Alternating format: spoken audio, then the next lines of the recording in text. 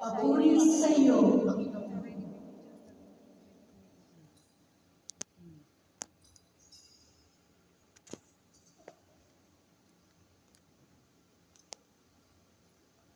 Noong panahon iyon, ang 11 alagad ay nagpunta sa Galilea, sa bundok na itinuro sa kanila ni Jesus.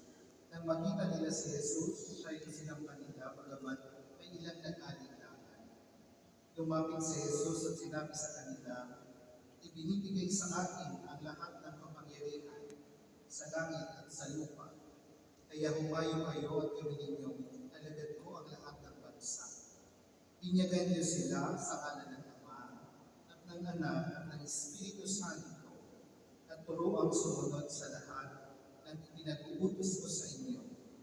Tandaan ninyo, ako'y laging kasama ninyo hanggang sa katapusan ng sanlibutan." Ang mabuting balita ng Panginoon. Pinupuri ka namin, Panginoong Jesucristo. Magandang umaga po sa inyo lahat.